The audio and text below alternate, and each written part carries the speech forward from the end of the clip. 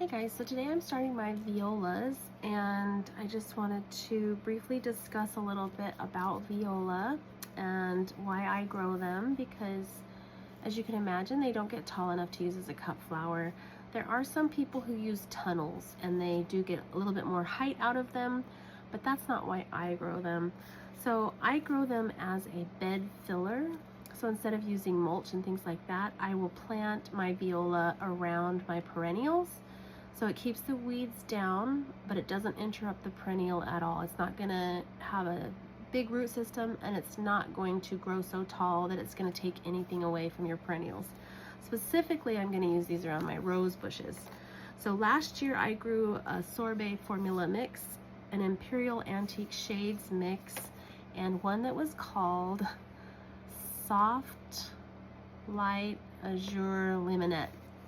That one I got off of from Farmer Bailey, who sells plugs. The only new one I'm adding to my collection this year is one from Johnny's called Penny Marina, and it's a beautiful blue viola. Now I don't have pictures from that. I didn't want to take off of someone else's website, so if you want to see what that looks like, just go to Johnny Seeds and type in Penny Marina.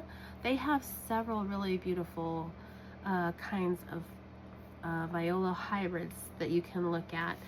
So like I said, these are grown as a bed filler, not as a cut flower, and they can go out a month early, just kind of like the snapdragons can. So I'm going to start these today. A couple things to know about viola is that they come up really good in the spring. They'll do really well until it gets very, very hot, like July, August. They'll kind of die down a little bit, and then they'll come back in the fall as a really great flower, and they last quite a while. I don't think they died out for me until like December. So they don't get very tall unless you're growing them in a tunnel.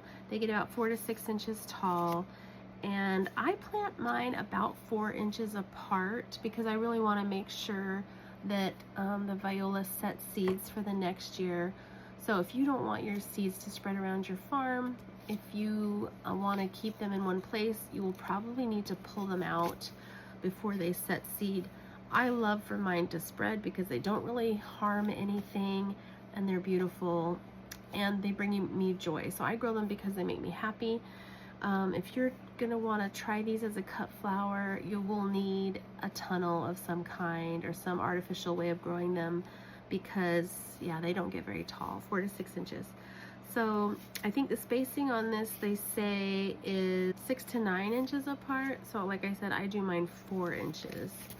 So it looks like on some of these they get about 8 to 9 inches tall, maybe even a foot tall, but still not good for a cut flower. I like to have things that grow at least 18 inches for a cut flower. So these are listed as an annual, but I actually consider them a perennial just because they reseed so well.